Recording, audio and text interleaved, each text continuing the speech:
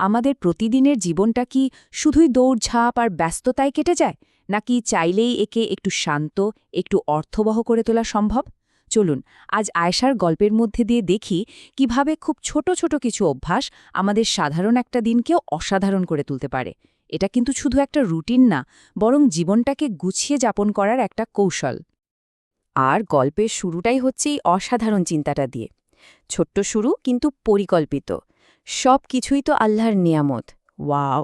এই একটা কথাই যেন পুরো দিনের শুরুটা ঠিক করে দেয়। মানে হলো, আমাদের শুরুটা ছোট হতে পারে, কিন্তু যদি পরিকল্পনা থাকে আর আল্লাহর দেওয়া নিয়ামতের জন্য শুকরিয়া থাকে, তাহলে দিনটা সুন্দর হতে বাধ্য। তো এই সুন্দর দিনের শুরুটা হয় কখন? একদম ভোরে, যখন চারপাশ শান্ত, পৃথিবী জেগে ওঠার আগে। এটাই হলো পুরো দিনের ভিত্তিটা মজবুত করার আসল সময়। গল্পের শুরুটা হয় খুব সাধারণ কিন্তু দারুণ একটা ব্যাপার দিয়ে। আয়েশা কিন্তু কোনো অ্যালার্মের কর্কশ শব্দে হুট করে জেগে ওঠে না। সে জাগে নিজের ইচ্ছায়, খুব শান্তভাবে। এই যে ইচ্ছাকৃতভাবে দিনটা শুরু করা, এটাই কিন্তু বাকি সময়ের জন্য একটা সুন্দর ছন্দ তৈরি করে দেয়। আর তার সকালের রুটিনটাও কিন্তু খুব ইন্টারেস্টিং। দেখুন, মাত্র 4টা সহজ কিন্তু খুব শক্তিশালী ধাপ। প্রথমে বিছানা গোছানোর মতো ছোট একটা কাজ দিয়ে নিজের জীবনে শৃঙ্খলা আনা। এরপর ভোরের নিস্তব্ধতায় সৃষ্টিকর্তার সাথে সংযোগ। তারপর কোনো রকম তাড়াহুড়ো ছাড়া শান্তভাবে নাস্তা করা। আর সব শেষে নতুন একটা দিনের জন্য মন থেকে কৃতজ্ঞতা জানানো। এই 4টা ধাপ মিলেই কিন্তু দিনের জন্য একটা শক্ত ভিত্তি তৈরি হয়ে যায়। আচ্ছা, সকালটা তো না হয় খুব শান্তভাবে শুরু হলো, কিন্তু এরপর যখন দিনের ব্যস্ততা, কাজের চাপ শুরু হয়, তখন এই শান্তিটা কি ধরে রাখা যায়? চলুন সেটাই দেখি। এই দৃশ্যটা আমাদের সবার খুব চেনা, তাই না?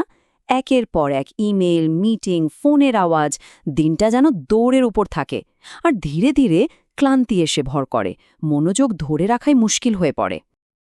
আর ঠিক এই ক্লান্তির মুহূর্তেই আমরা একটা গুরুত্বপূর্ণ সিদ্ধান্তের সামনে এসে দাঁড়াই। বেশিরভাগ মানুষ কি করে?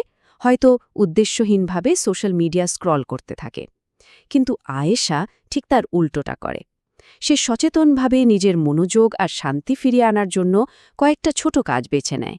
যেমন একটু স্ট্রেচিং করা, ডেস্কটা গুছিয়ে নেওয়া বা কিছুক্ষণ শান্ত হয়ে কিছু পড়া। আসলে মূল আইডিয়াটা হলো একটা গোপন আশ্রয় তৈরি করা। মানে এমন একটা ছোট্ট ব্যক্তিগত অভ্যাস যা মানসিক চাপের সময় মনকে মুহূর্তেই শান্ত করে দেয়। আয়েশার জন্য সেটা ছিল একটা আয়াত পড়া। এই ছোট্ট কাজটাই তাকে বাইরের সব কোলাহল থেকে মুক্তি দিয়ে একটা শান্তির অনুভূতি দিত। এখন প্রশ্ন হল, এই যে ভেতরের শান্তি আর শৃঙ্খলা, এটা কি শুধু নিজের মধ্যেই সীমাবদ্ধ থাকে? একদমই না। এবার আমরা দেখব কিভাবে এই ভেতরের স্থিরতাটা বাইরের পৃথিবীতেও ছড়িয়ে পড়ে। ধরুন, কাজ থেকে বাড়ি ফেরার পথে বাজারের ভিড়।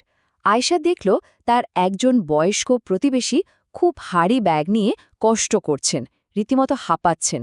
এটা কিন্তু খুব সাধারণ একটা দৃশ্য, যেখানে অন্যকে সাহায্য করার একটা সুযোগ তৈরি হয়।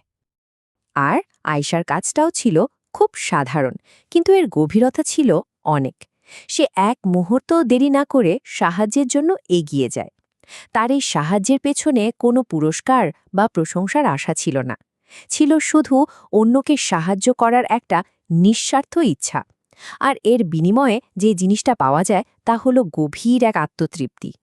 দিনটা কিন্তু শুধু বিশ্রাম দিয়েই শেষ হয় না, বরং শেষ হয় একটা সচেতন প্রক্রিয়ার মধ্যে দিয়ে, যেখানে থাকে দিনের কাজের প্রতিফলন আর আগামী দিনের জন্য প্রস্তুতি। দিনের শেষে আয়েশার হাতে থাকে খুব শক্তিশালী একটা জিনিস, তার ডায়েরি। এটা শুধু সারাদিনের ঘটনা লেখার জন্য না, বরং নিজেকে আরও ভালোভাবে চেনার আর কৃতজ্ঞতা প্রকাশের একটা দারুণ উপায়। আর মজার ব্যাপার হলো, এটা কিন্তু পাতার পর পাতা লেখার মতো কোনো ডায়েরি না, মাত্র দুটো সহজ প্রশ্ন। এক, আজকের দিনের একটা ভালো কাজ কী ছিল যা আনন্দের অনুভূতি দেয়? আর দুই, আজকের কোন ভুল থেকে আমি শিখতে পারি যা নিজেকে উন্নত করতে সাহায্য করে? কি দারুণভাবে কৃতজ্ঞতা আর আত্ম-উন্নতি একসাথে কাজ করছে, তাই না? আর সবশেষে দিনটা ঠিক সেভাবেই শেষ হয় যেভাবে শুরু হয়েছিল, একটা ছোট কিন্তু গোছানো কাজের মাধ্যমে। পরের দিনের জন্য কাপড় গুছিয়ে রাখা, এই ছোট্ট প্রস্তুতিটা নিশ্চিত করে যে আগামীকালের সকালটাও হবে আজকের মতোই শান্ত আর সুশৃঙ্খল। পুরো গল্পটা শোনার পর আমাদের মনে একটা প্রশ্ন আসতেই পারে, আয়েশার মতো শৃঙ্খলা, মননশীলতা আর দয়াকে সঙ্গী করে আমাদের নিজেদের দিনের ছোট ছোট কোন মুহূর্তগুলোকে আমরা আরও বেশি সুন্দর আর অর্থবহ করে তুলতে পারি? ভাবনার বিষয়, তাই না?